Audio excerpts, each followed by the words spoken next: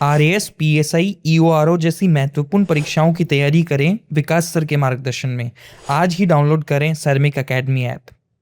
हनुमान बेनीवाल है तो भरोसा है। जी हां, प्रदेश के युवा बेरोजगारों को पक्ष और विपक्ष से ज्यादा यकीन सांसद हनुमान बेनीवाल पर हो रहा है। और ये यकीन कब मजबूत हुआ? ये यकीन मजबूत हुआ एसआई भर्ती रद्द करवाने की मांग को लेकर जो आंदोलन चला था। आपको बता दें कि 2021 की एसआई भर्ती रद्द करवाने के लिए हनुमान बेनीवाल ने शहीद स्मारक पर एक आंदोलन शुरू किया।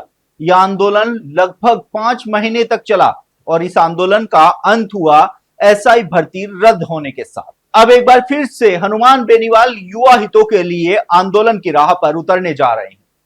आपको बता दें कि 1 साल वेटिंग नियम की मांग को लेकर हनुमान बेनीवाल के नेतृत्व पर 14 अगस्त को शहीद स्मारक पर आंदोलन का ऐलान कर दिया गया है।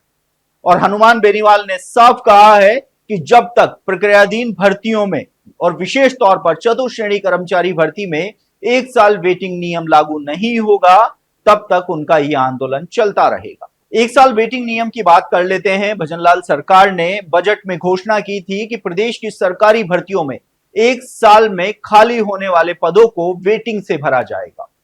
लगभग 4 महीने तक युवा इंतजार करते रहे और आखिरकार सरकार ने नोटिफिकेशन जारी किया और इस नोटिफिकेशन के तहत आगामी भर्तियों से 1 साल वेटिंग नियम लागू करने का फैसला लिया गया, जिसका विरोध प्रदेश की प्रक्रियाधीन भर्तियों से जुड़े वो युवा करने लगे जो कहीं ना कहीं किनारे पर अटके हुए थे। भर्तियों में कॉमन चयन होना, इसके साथ ही प्रदेश के इतिहास की सबसे कर्मचारी भर्ती जो 53,570 पदों पर हुई और अब यह भर्ती नियुक्ति की कगार पर पहुंच चुकी है और लगभग अगले 1 महीने में इसमें नियुक्ति प्रक्रिया पूरी हो जाएगी। लेकिन युवाओं को डर सता रहा है कि इस भर्ती में हाई क्वालिफिकेशन वाले स्टूडेंटों ने हिस्सा लिया है और बेरोजगारी के चलते वे चतुर्श्रेणी कर्मचारी भर्ती का पद भी ग्रहण करेंगे।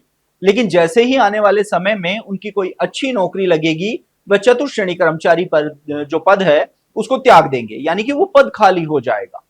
ऐसे में युवाओं ने मांग की है कि 1 साल वेटिंग नियम यदि प्रक्रियाधीन भर्तियों से लागू किया जाता है तो कहीं ना कहीं युवाओं को फायदा होगा। अब प्रक्रियाधीन भर्तियों की अगर बात की जाए तो कौन सी प्रक्रियाधीन भर्तियों से इसको लागू करने की मांग की जा रही है?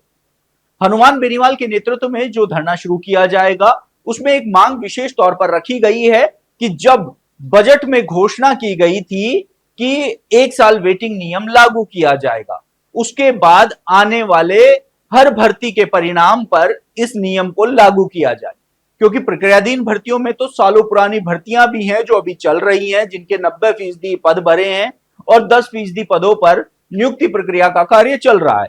ऐसे में बजट घोषणा के बाद जितनी भी भर्तियों के परिणाम आए हैं, उन भर्तियों से इस नियम को लागू करने की मांग की जा रही है। युवाओं को भरोसा है कि यदि पक्ष और विपक्ष की नाक में सबसे ज्यादा दम करते हैं तो वह सांसद हनुमान बेनीवाल हैं।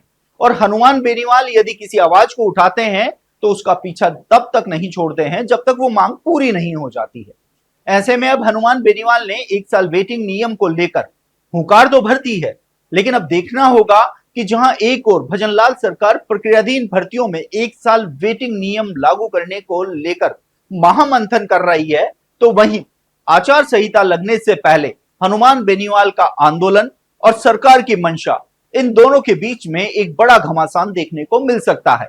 लेकिन वक्त ये बताएगा कि क्या सरकार युवा हितों को देखते हुए फैसला लेगी या फिर सरकार अपने पुराने फैसले पर अड़िग रहेगी।